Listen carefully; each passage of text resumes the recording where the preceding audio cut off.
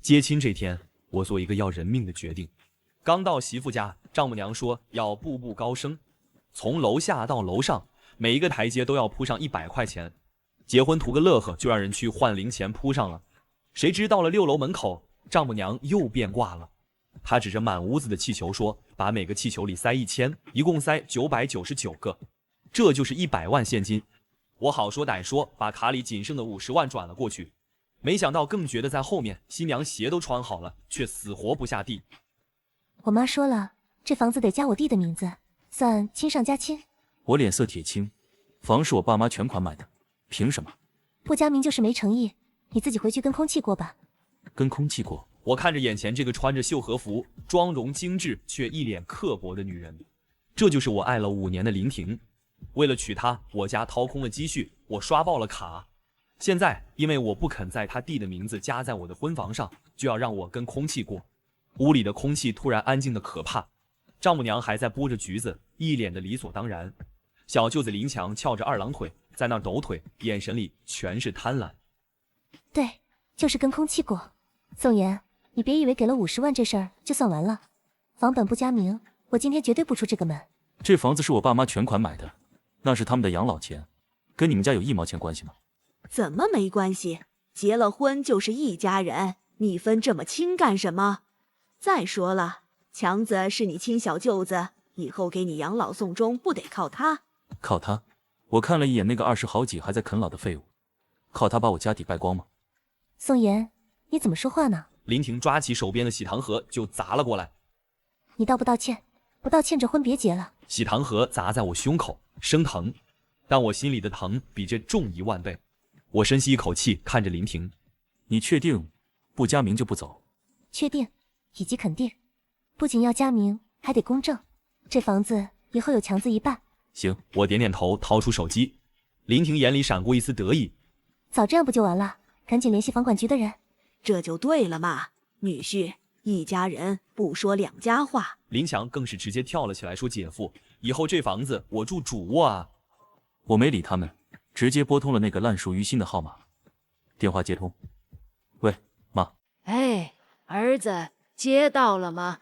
酒店这边客人都坐满了，就等你们了。我喉咙发紧，眼眶一热。妈，对不起，这婚我不结了。说完，我挂断电话，转身就走。屋里死一般的寂静。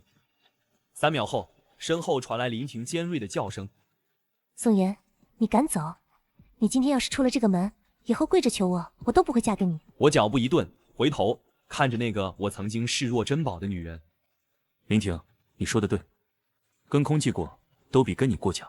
那50万，我会通过法律途径追回，你们好自为之。说完，我头也不回地走出了那个贴满喜字却像个吞金兽一样的房间。楼道里满地的红钞票，像极了红色的讽刺。我踩着那100块一张的步步高升，一步步走下楼，每一步都走得无比坚定。楼下迎亲的车队排成长龙，伴郎大刘见我一个人下来，手里没牵着新娘，脸色变了，问我嫂子去哪了呢？我拉开车门，坐进副驾，说没嫂子了，通知车队回酒店。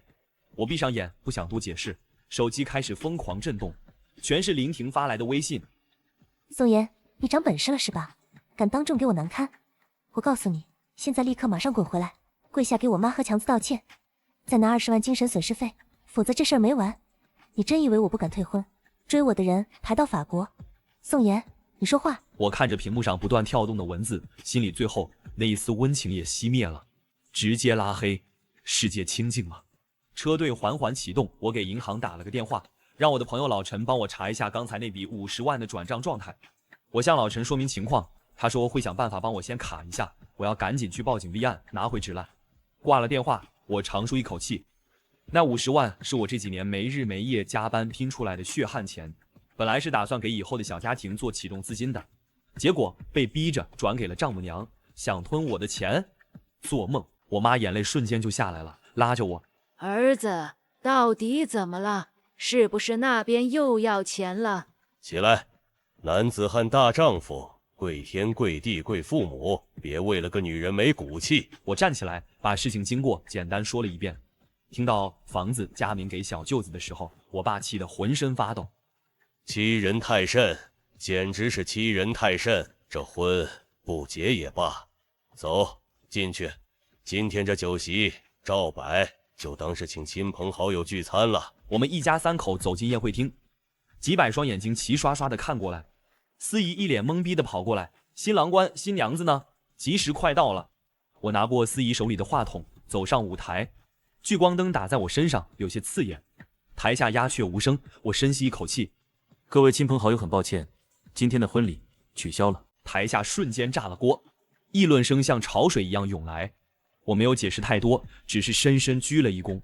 就在这时，宴会厅的大门被人猛地推开。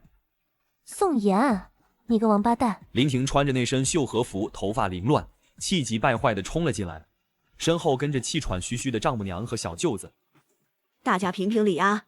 这负心汉把我们一家扔在家里，自己跑回来吃香喝辣，玩弄我女儿感情，始乱终弃呀！宋妍，你今天不给我姐一个说法，我把你这酒店砸了！所有人都看着我，有的指指点点，有的面露疑惑。我看着这如同小丑般的一家3口，突然觉得好笑。以前我怎么会觉得他们是直爽？这分明就是无赖。我举起话筒，声音冷冽：“既然来了，那就当着大家的面把账算清楚。”算账？算什么账？林婷冲上台想抢我的话筒，我侧身躲过，冷冷地看着她。算算这100万现金，还有那50万转账，还有房子加名的账。大屏幕突然亮了，我早就让伴郎准备好了。屏幕上是我和林婷的聊天记录，还有刚才接亲时的录音。每个气球1000，一共999个。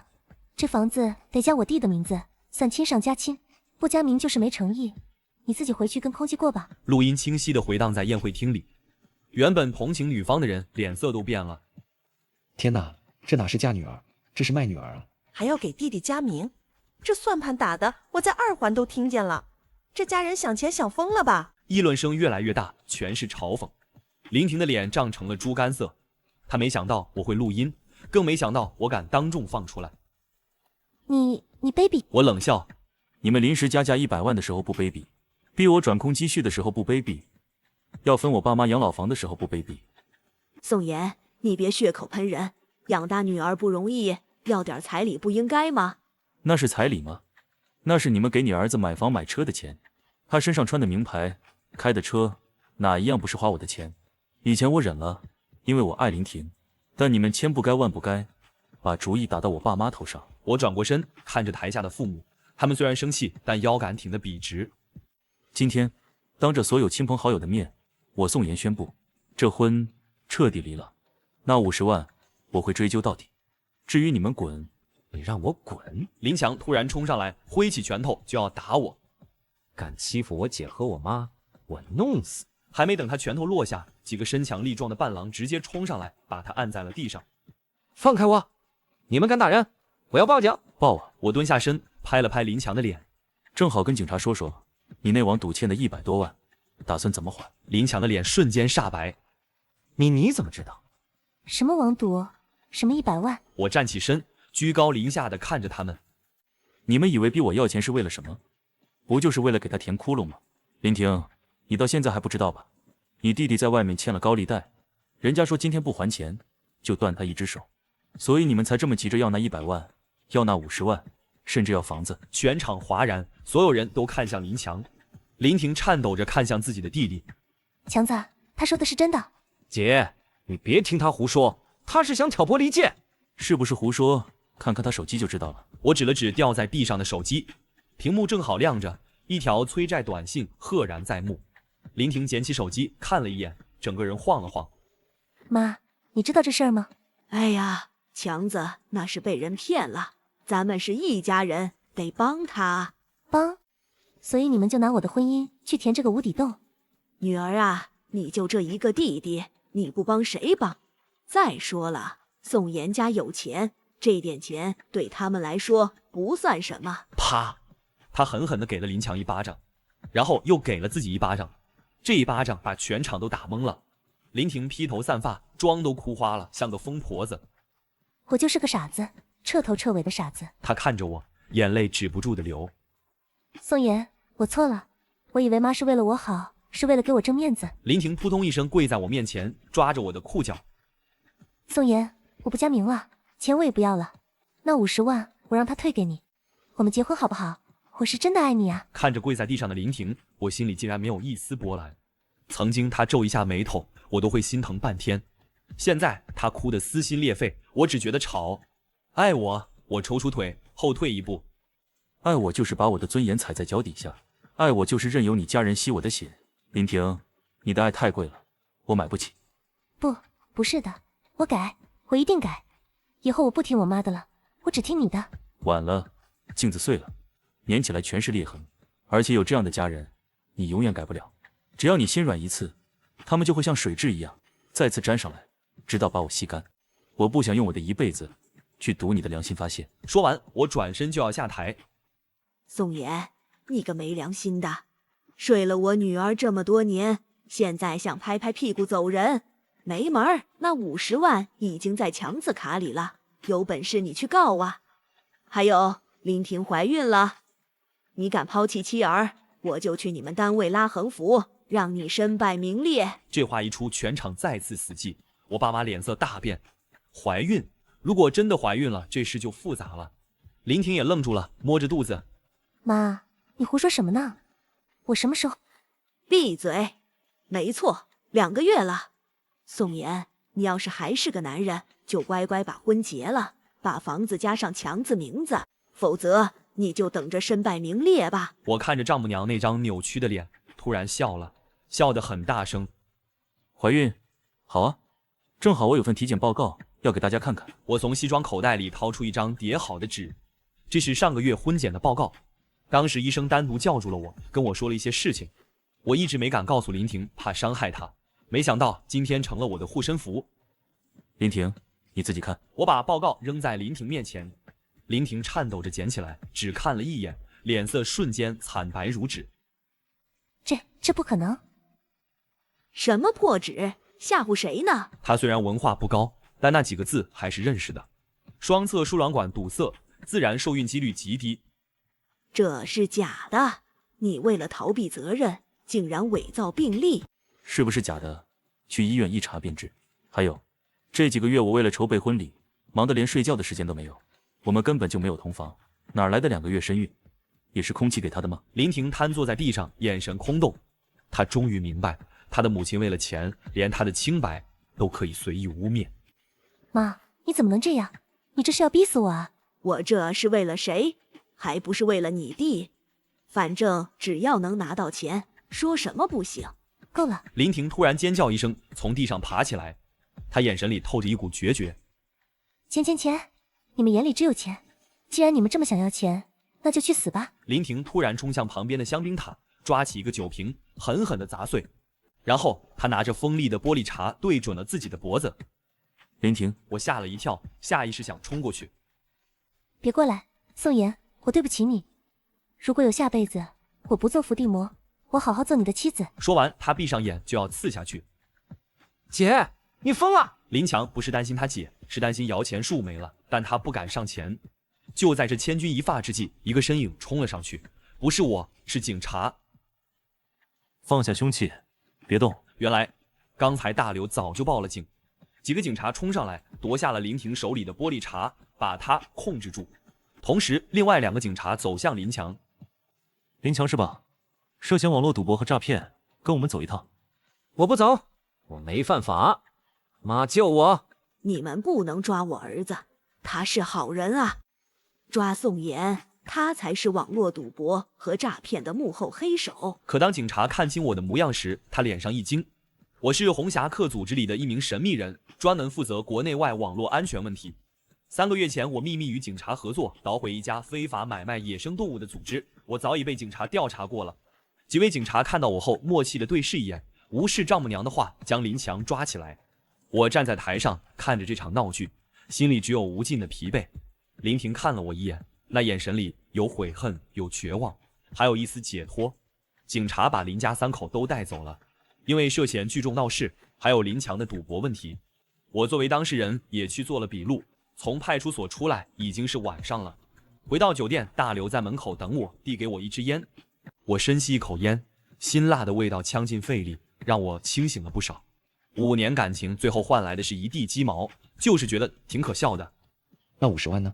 冻结了，老陈办事靠谱，对方还没来得及转走，就被止付了。那就好，这钱可是你的血汗钱。走，哥几个陪你喝点。那一晚我喝得烂醉，梦里全是林婷以前温柔的样子，然后突然变成丈母娘那张狰狞的脸。第二天醒来，头痛欲裂，手机里几十个未接电话，全是陌生号码。我皱眉接起一个，宋妍是吧？你个渣男，把人家一家人都送进局子了，你还是人吗？林婷那么爱你，你竟然这么狠心，你这种人就该下地狱。看来林家那边开始发动舆论攻势了。同城热搜第一条：狠心新郎婚礼现场悔婚，逼死新娘，陷害小舅子入狱。视频是剪辑过的，只有林婷拿玻璃碴自杀的画面，还有警察抓走林强的一幕。配文极具煽动性，把我描述成了一个玩弄感情、冷血无情的富二代。我冷笑一声，这种手段早在意料之中。我没急着回应，而是给大刘发了个信息，把昨天婚礼现场的完整视频还有录音整理一下，还有林强欠高利贷的证据，以及那个催债短信的截图。既然他们想玩大的，那就陪他们玩玩。下午我去了趟医院，不是去看病，是去看林婷。听说她因为情绪激动，有些轻微的割伤，在医院观察。病房门口站着2个警察，我说明来意，警察放我进去了。林婷躺在床上，手上缠着纱布，脸色苍白。看到我，她眼神亮了一下，随即又暗淡下去。你来看笑话的？不是，我拉过椅子坐下。我是来拿回属于我的东西。那50万已经冻结了，但我给你买的那些首饰、包包还有车，那是彩礼的一部分，既然没结婚，理应退还。林婷不可置信地看着我。宋妍，我都这样了，你还跟我算这些？我差点就死了啊！那是你自己的选择。林婷，别演了，网上的视频是你让人发的吧？林婷眼神闪烁。我不知道你在说什么。不知道。我拿出手机播放那条视频。这拍摄角度是在你大姨那桌吧？还有那些水军，文案都一模一样。你想用舆论逼我就范，逼我不追究林强的责任。林婷咬着嘴唇，眼泪又下来了。宋妍，强子是我唯一的弟弟，他要是坐牢了，这辈子就毁了。你就当行行好，放过他这一次行不行？只要你出具谅解书，说那是赠与，不是诈骗，他就没事了。我求你了。说着，他又要下床给我跪下。我按住他，眼神冰冷。林婷，你到现在还没醒悟，毁了他的不是我，是你，是你妈，是你们无底线的纵容。而且，他不仅仅是诈骗，警察查到他在我的酒里下过药。林婷猛地抬头，一脸惊恐。什么药？上次家庭聚会，我喝断片那次之后，你就说要买房，要彩礼，林强给我下的是致幻剂。为了钱，你们一家人真是无所不用其极。这是刑事犯罪，不是我谅解就能了事的。林婷彻底瘫软在床上，她知道林强完了。东西我会让人来清点，法院传票过几天就到，你好自为之。走出病房，我听到身后传来撕心裂肺的哭声，但我没有回头。鳄鱼的眼泪不值得同情。回到家，我把整理好的证据全部发到了网上。标题很简单，关于狠心新郎事件的真相。视频没有剪辑，原原本本还原了全过程，从接亲时的坐地起价，到酒店里的对峙，再到林强欠赌债的短信，还有那份婚检报告的马赛克版，以及林强下药的警方通报，隐去了关键信息。视频一出，舆论瞬间反转，那些骂我的人开始删评、倒戈，热度爆炸，林家的底裤都被网友扒了个精光。丈母娘以前在菜市场偷菜被打的视频都被翻了出来，林强网赌的账号也被曝光，甚至有人扒出林婷在大学时期就给林强还过好几次债。舆论的压力让警方加快了办案速度。林强因为涉嫌诈骗、投毒、赌博，数罪并罚，没个10年8年出不来。丈母娘因为寻衅滋事和包庇罪也被拘留了。至于林婷，她虽然没有直接参与投毒，但知情不报且参与了诈骗，也面临起诉。几天后，林婷的父亲找到了我，这个在家里一直没什么存在感、唯唯诺诺的男人，仿佛一夜之间老了10岁。他提着一袋水果站在我家门口，不敢进来。宋妍，叔叔求你个事儿，能不能撤诉？只要你撤诉，那50万我们马上退，房子我们也不要了。林婷她不能坐牢啊！看着这个老实巴交的男人，我心里叹了口气。在这个家里，他也是受害者，一辈子被老婆压着，被儿子吸着。叔，不是我不撤，是公诉案件，我撤不了。林强做的事触犯了刑法。林父眼里的光熄灭了，他蹲在地上，抱着头痛哭。造孽啊，都是造孽啊！早就跟他说不能惯着强子，不能惯着。现在好了，家破人亡了。我没说话，只是静静地看着。可怜之人必有可恨之处。如果当初他能硬气一点，管住老婆孩子，也不会有今天。送走林父，我接到了大刘的电话。严哥，那个林婷想见你最后一面，在看守所。我犹豫了一下，去吧，做个了断。看守所的会见室里，隔着厚厚的玻璃，林婷穿着黄色的马甲，剪了短发，整个人瘦了一圈，没了精致的妆容，她看起来憔悴不堪。拿起听筒，她看着我，眼泪无声的流。宋妍，对不起。这是她见到我说的第一句话。这次我听出了一丝真心。都过去了。我知道我完了。强子判了12年，我妈判了1年，我可能也要判3年。我爸把老家的房子卖了，正在凑钱退给你。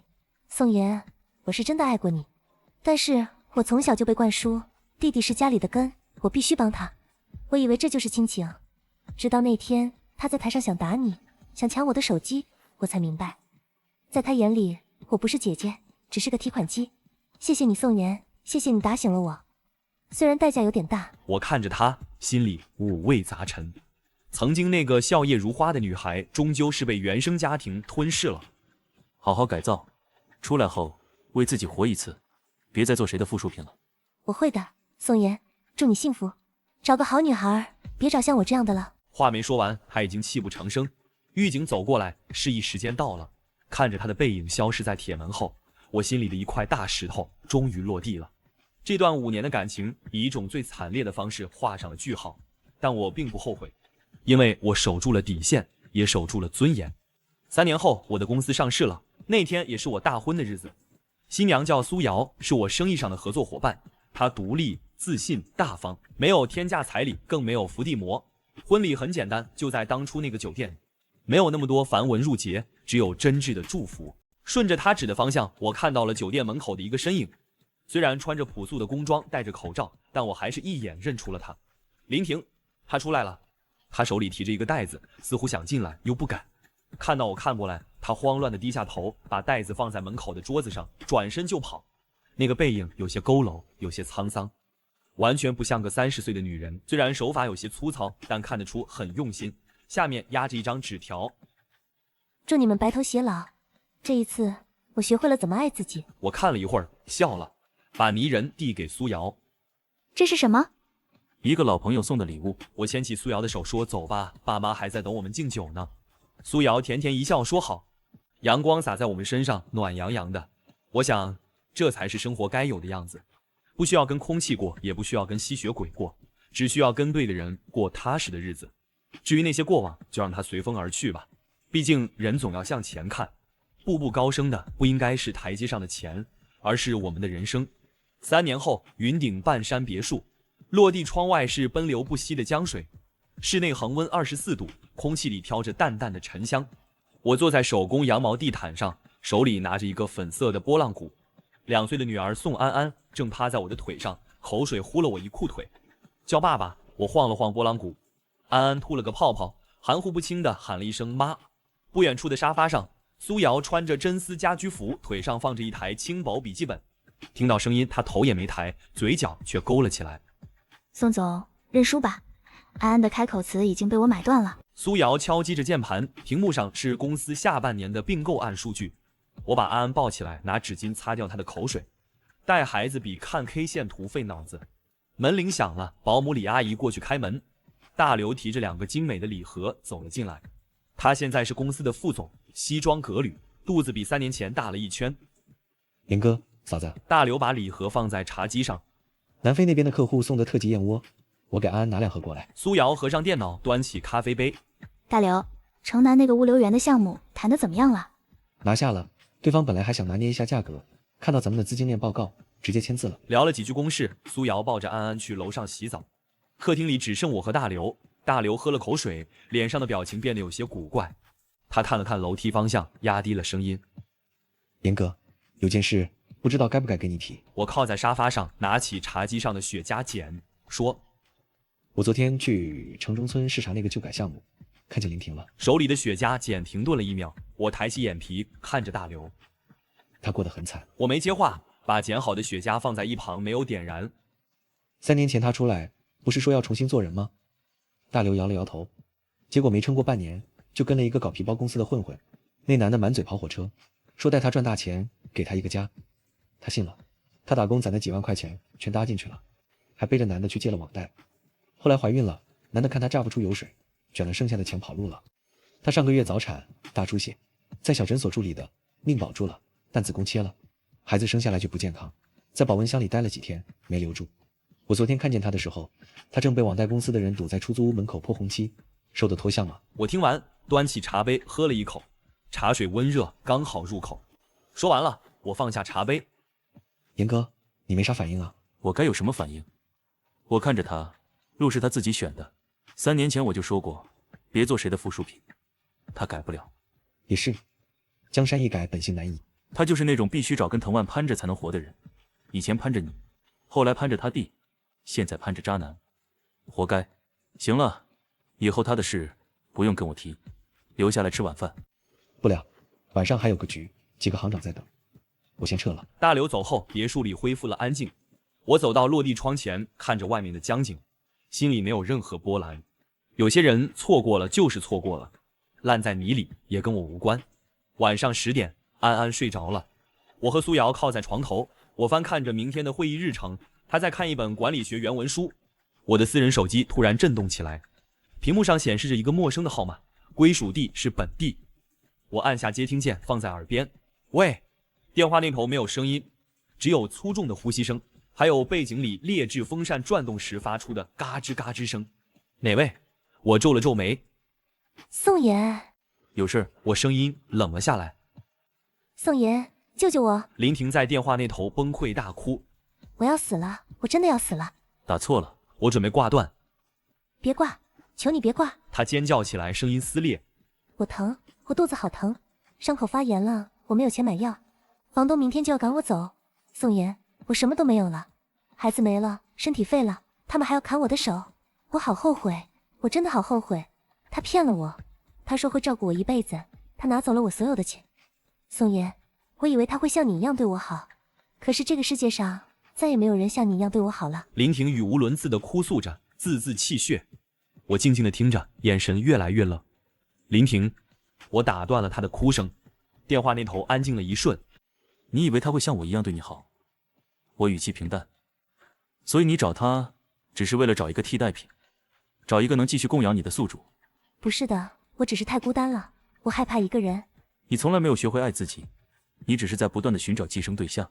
以前是我，后来是你弟，现在是这个骗子。你落到今天这个地步，不是因为遇人不淑，是因为你骨子里是个废物。电话那头传来了剧烈的咳嗽声，林婷似乎连呼吸都困难了。宋妍，看在过去5年的份上，借我5000块钱，就5000，我去买点消炎药，我不想死在出租屋里。我结婚了，我有妻子，有女儿，我的钱每一分都属于我的家庭，我不会给你1分钱。以后不要再打这个电话。我正要按下挂断键，一只白皙的手伸了过来，拿走了我的手机。苏瑶，她不知道什么时候放下了书，静静地听着。她拿过手机，按下了免提。林婷是吧？苏瑶的声音平静清冷，带着上位者独有的从容。你是苏瑶？我是宋妍的妻子。你的事情我听大刘提过。林婷没有说话，只有粗重的喘息声，隔着屏幕都能感觉到她的难堪和卑微。把你的支付宝账号发过来。我转头看着苏瑶，她给了我一个安心的眼神。你要借钱给我？不是借，是给。我会给你转1万块钱。这1万块不是宋妍给你的，是我给你的。出于人道主义，我同情你现在的遭遇，也感谢你当年的不嫁之恩，让宋妍遇到了我。拿到钱，去医院处理伤口，把欠房东的钱还了，剩下的够你买张车票回老家。苏瑶的话像一把冰冷的手术刀，精准地切断了林婷最后的一丝幻想。但是林婷，你听好，这是第一笔，也是最后一笔钱。这1万块买断了你和宋妍之间最后的一点因果。从现在起，如果你再敢拨打这个号码，或者出现在宋妍和我的家人面前，公司的法务部会以敲诈勒索和骚扰的罪名起诉你。你刚出来3年，应该不想再进去待几年吧？电话那头死寂一片，只有风扇的嘎吱声在回荡。账号发过来。半分钟后，手机屏幕亮了，一条短信发了过来，是一串数字。苏瑶拿起自己的手机，打开银行 APP， 输入账号，转账1万，操作行云流水，没有丝毫停顿。叮，转账成功的提示音响起。苏瑶直接挂断了电话，顺手将那个号码拉进了黑名单。整个过程不到2分钟，他把手机扔回床头柜，重新拿起那本管理学原文书。处理完了，苏瑶翻了一页书，语气轻松的像是在说今晚的夜宵吃什么。我看着他，忍不住笑了，说苏总大气。我凑过去，在他脸上亲了一口。1万块钱买个清净，顺便断绝后患，这笔投资很划算。对付这种人，你跟他讲道理没用，直接用钱砸断他的念想，用法律警告他最有效。你不生气？我为什么要生气？因为一个失败者打来的求助电话。宋妍，我的格局没那么小，他现在只是一个躺在城中村出租屋里，连消炎药都买不起的可怜虫，而我是云顶资本的合伙人，是你宋妍的妻子。我和他早就不是一个世界的人了。苏瑶合上书，关掉床头灯，睡觉。明天上午还要跟城南项目的资方开会。我躺下，将他揽入怀里。窗外的江风吹过，别墅里温暖如春。我闭上眼睛，脑海里最后闪过大刘描述的画面：破旧的出租屋，拖满红漆的铁门，还有躺在发霉床铺上的女人。这真是一个残酷的世界，但这也是一个公平的世界。每个人都在为自己的选择买单。林婷选择了依附，最终被吸干了骨血，而我选择了站起来，所以有了现在的云顶风景。第二天清晨，阳光穿透落地窗，洒在餐桌上。安安坐在宝宝椅上，挥舞着小勺子，敲打着瓷碗。我穿着定制西装，站在镜子前打领带。今天城南那个项目签约，可能会有媒体在场，法务和公关都已经安排好了，准备好迎接你的新战场了吗，宋总？当然。我握住他的手，走出别墅大门，司机已经拉开了迈巴赫的车门，引擎轰鸣，车辆驶向市中心的 CBD。 至于那个城中村里的女人，那个深夜里的电话，就像车窗外一闪而过的落叶，风一吹就再也找不到了。处理完城南项目的签约事宜，我正坐在办公室审阅文件，前台突然打来电话：宋总，楼下有位女士找您，说叫林婷，一定要见您。我的笔顿了一下，眉头瞬间皱起。苏瑶当初转钱时说得很清楚，1万块买断所有因果，不准再联系。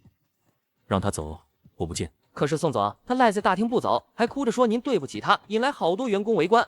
挂了电话，我心里一阵烦躁，起身往楼下走。大厅里，林婷穿着洗得发白的外套，头发随意扎着，脸上却化了浓妆，显得有些不伦不类。她手里紧紧攥着一个旧信封，看到我，眼睛立刻红了。宋妍，你终于肯见我了。她快步走过来，语气带着委屈：你违背约定，来这里干什么？我语气冰冷。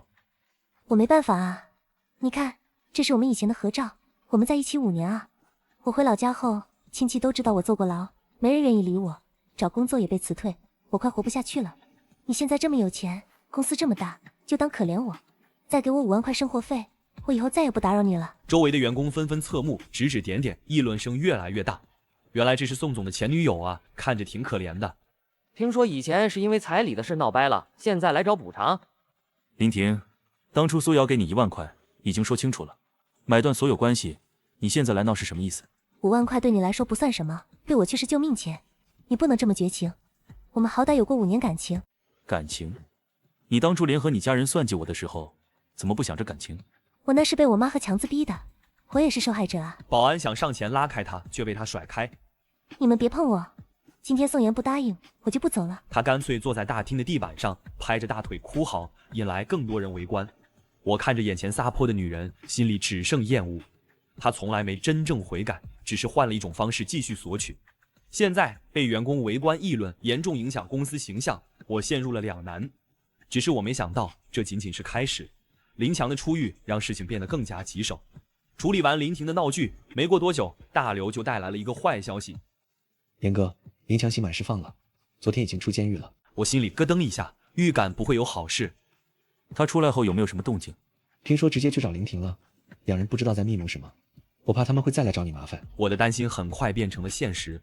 3天后，网上突然出现了大量抹黑我的帖子和视频，标题刺眼：黑心老板宋妍发家史，陷害前任弟弟入狱，霸占财产，始乱终弃。帖子里，林强和林婷出镜哭诉，林强对着镜头声泪俱下：大家评评理，宋妍为了悔婚，故意设计陷害我入狱，还霸占我姐的财产。现在她富得流油，我姐却过得生不如死。宋妍当年追求我的时候，承诺会对我好，会帮衬我家，结果转头就悔婚，还害我弟坐牢，我真的太傻了。帖子里还附了一张伪造的承诺书，上面写着宋妍承诺婚后给林强买房，帮衬林家，落款日期是我们恋爱期间。谣言像病毒一样扩散，很快登上了同城热搜。我的手机被陌生电话打爆，全是辱骂和质问。更麻烦的是，公司的几个合作方看到谣言后，纷纷发来消息，要求我给出解释，甚至有合作方提出暂缓合作。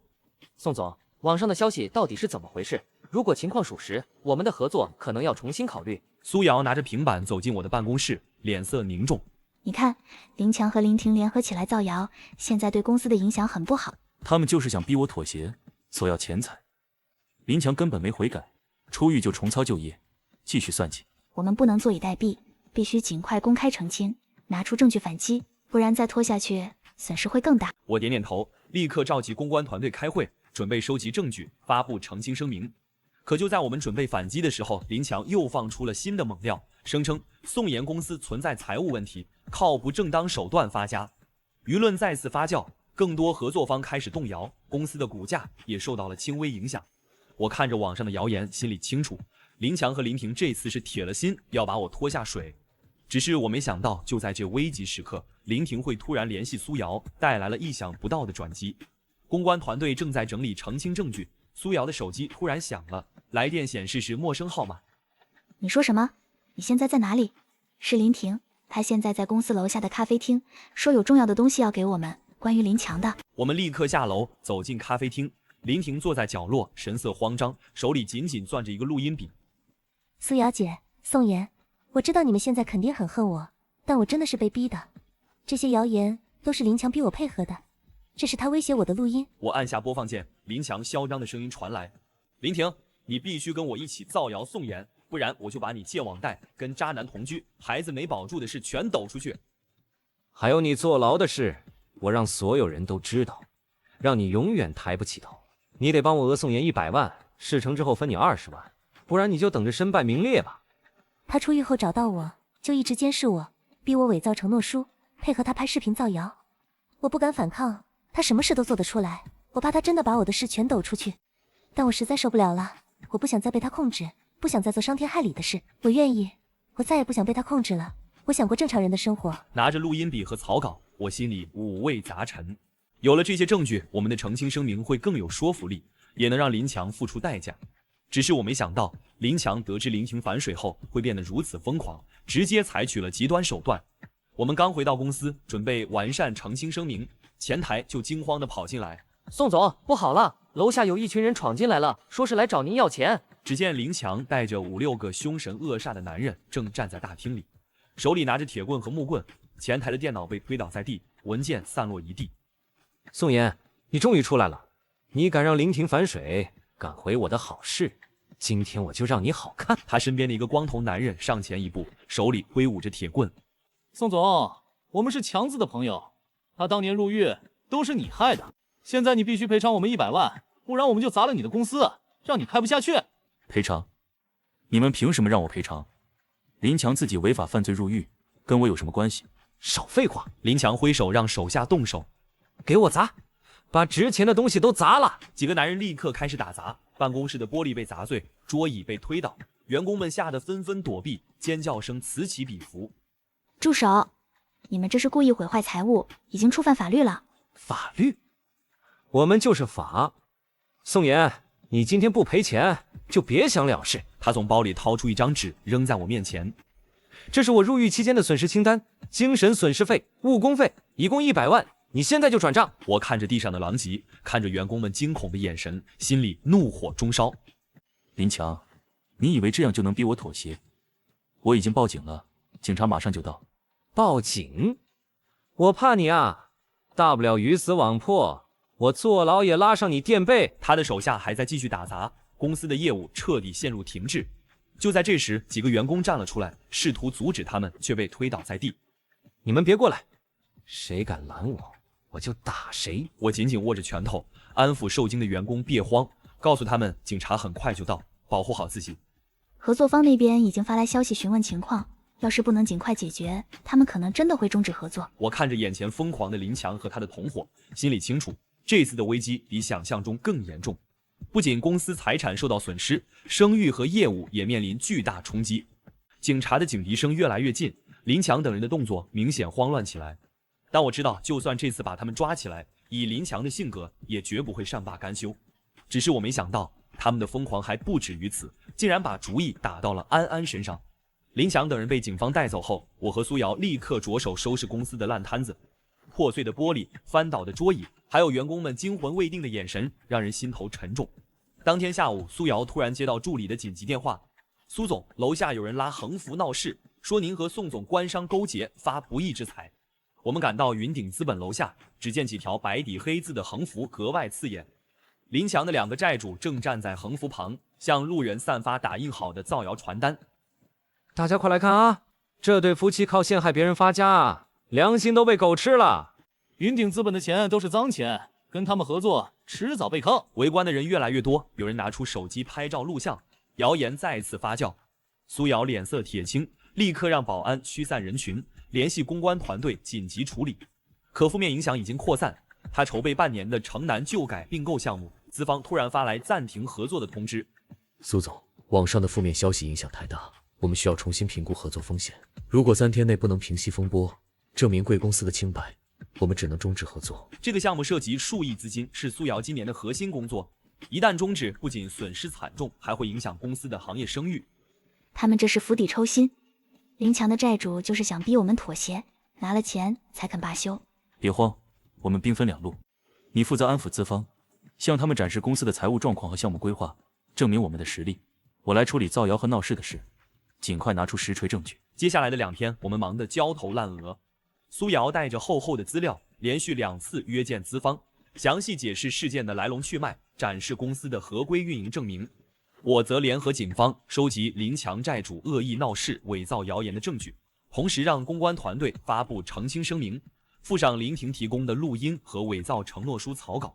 可资方的态度依然犹豫，毕竟负面舆论还未完全平息。宋总、苏总，我们理解你们的处境，但股东们的压力很大，再给你们最后1天时间。如果明天还不能让舆论反转，我们只能按合同办事。看着苏瑶疲惫的身影，我心里既心疼又愤怒。林强为了勒索钱财，不惜牵连无辜，毁掉别人的事业，简直丧心病狂。就在我们快要绝望的时候，警方突然打来电话，带来了一个意想不到的消息。只是我没想到，这个消息会让局势彻底反转，还牵扯出林强更多的罪行。警方的电话里，办案民警的语气带着笃定：“宋岩先生，我们已经掌握了林强的完整犯罪证据，他出狱后根本没悔改，不仅种草网赌就业，还涉嫌诈骗其他赌友的钱财，我们早就把他列为重点监控对象了。”我和苏瑶立刻赶到派出所，民警向我们展示了调查结果。林强出狱后就和当年的赌友和债主组成了一个小型诈骗团伙，专门针对有一定经济实力的人进行敲诈勒索，已经有2位受害者报案。更关键的是，民警话锋一转，林强的那些债主其实也被他坑了。他承诺事成后给债主们高额好处费，可实际上一直拖着不付，还把勒索来的钱财大部分用于网赌，债主们早就对他不满了。话音刚落，派出所的门被推开，林强的3个债主走进来，手里拿着一叠材料，神色复杂地说：“警察同志，我们要举报林强。他不仅拖欠我们的好处费，还骗我们说宋岩欠他巨款，其实都是他编造的谎言。我们也是被他蒙蔽了，现在知道他还涉嫌诈骗，不想被他牵连，愿意提供证据指证他。”他们递上的材料里有林强与他们的聊天记录，清晰地显示林强如何策划勒索，如何承诺好处费，还有他诈骗其他赌友的转账记录。林强说只要拿到宋岩的100万，就分给我们每人20万，结果每次都找借口推脱，我们也是一时糊涂，被他忽悠着去闹事。现在知道错了，愿意配合警方调查，弥补过错。有了这些证据，加上之前林婷提供的录音、伪造承诺书，以及林强冲击公司恶意造谣的实证，真相已经一目了然。我立刻让公关团队将这些证据整理好，全面发布到网上，同时联系媒体，详细说明事件的来龙去脉。舆论瞬间反转，网友们纷纷谴责林强的恶行。原来这才是真相，林强真是个惯犯，太可恶了！债主反戈一击，太解气了，善恶终有报。支持宋总和苏总，希望坏人得到严惩。资方看到完整的证据链后，终于打消了疑虑，立刻发来消息：宋总、苏总，误会解除，项目继续推进，我们明天就签订正式合作协议。悬在我们心头的石头终于落地。苏瑶激动地抱住我，眼眶泛红，说道：“太好了，我们终于挺过来了。”可我们还没来得及庆祝，就接到了保姆焦急的电话，声音带着哭腔：“宋先生、苏女士，不好了，安安被人盯上了，刚才有人想强行把她抱走。”我的心瞬间提到了嗓子眼。林强还在看守所，难道是他的同伙？只是我没想到，策划这一切的竟然是刚被警方控制却还不死心的林强。保姆，你慢慢说，到底怎么回事？安安现在安全吗？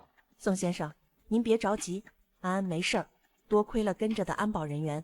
刚才我带安安去小区公园散步，不然有个陌生男人冲过来，想把安安抱走。安保人员反应快，立刻拦住了他，现在已经把他控制住了。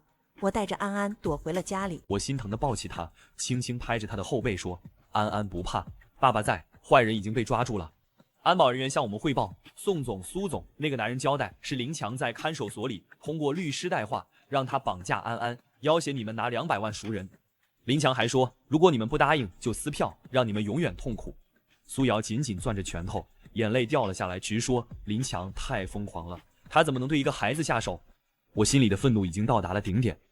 林强为了钱，竟然不惜伤害无辜的孩子，简直泯灭人性。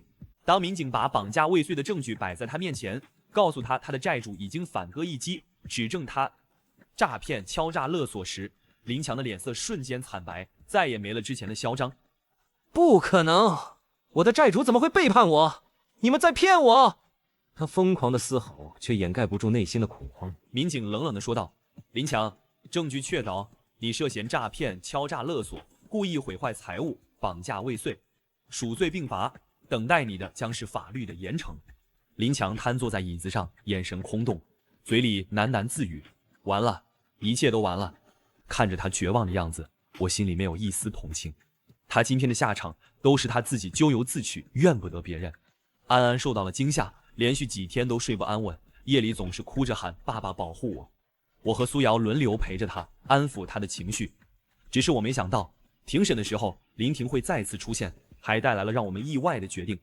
庭审当天，法庭里座无虚席，媒体记者也来了不少，都想报道这起涉及敲诈勒索、诈骗、绑架未遂的案件。林强穿着囚服被法警押进法庭，头发凌乱，眼神呆滞，早已没了当初的嚣张气焰。林婷也来了，穿着朴素的衣服，安静地坐在旁听席上，神色平静。庭审过程中，检察官出示了大量证据，林强诈骗独有的转账记录、敲诈勒索的录音、冲击公司的监控视频、绑架未遂的证词，还有债主们的指证。听到判决结果，林强双腿一软，被法警架了出去，嘴里还在含糊地喊着我不服。随后法庭审理了林婷的案件，鉴于林婷是被林强胁迫参与造谣，且主动提供关键证据，配合警方调查，未造成严重后果，法官从轻判决，被告人林婷犯寻衅滋事罪，判处有期徒刑6个月，缓刑1年。庭审结束后，林婷走到我和苏瑶面前，深深鞠了一躬，语气真诚：“宋言、苏瑶姐，对不起，给你们带来了这么多麻烦。以前我总被原生家庭洗脑，觉得弟弟是天，必须无条件帮他，结果不仅害了自己，也害了别人。直到被林强控制，我才明白，依附别人永远没有出路，只有靠自己，才能过上真正安稳的生活。”他从包里拿出一个信封，递过来说：“这是苏瑶姐当初给我的1万块，我没怎么花，现在还给你们。”我已经找好了外地的工作，庭审结束后就离开这里，彻底断了和过去的联系，重新开始。苏瑶没有接信封，而是看着他说：“这钱你留着吧，就当是我们对你重新开始的一点支持，以后好好生活，别再被别人操控，为自己而活。”林婷眼眶红了，重重的点点头说：“谢谢你们，我一定会的。”他转身离开，背影坚定，没有丝毫留恋。看着他远去的背影，我心里一片平静。这场持续了几年的恩怨，终于彻底画上了句号。爸爸妈妈，你们回来了。安安不怕，坏人已经被警察叔叔抓走了，再也不会来伤害我们了。夕阳透过落地窗洒在我们身上，温暖而明亮。公司的项目顺利推进，家庭幸福美满，曾经的阴霾早已散去。我紧紧握住苏瑶的手，看着怀里的安安，深深明白，坚守底线才能守护幸福，远离贪婪与算计，才能拥抱安宁。那一刻，所有浮躁与迷茫骤然沉淀，我心底无比清明。真正的幸福，从不是靠投机取巧换来的浮华，而是以底线为盾，以良知为尺，一寸寸守护而来。唯有远离贪婪的诱惑，摒弃算计的凉薄，不被欲望裹挟，不被得失迷眼，才能守住眼前这份安稳，拥抱岁月里最绵长的安宁。未来的路还很长，但我知道，只要我们一家人同心同德，坚守正义与善良，就一定能抵御所有风雨，过上越来越幸福的生活。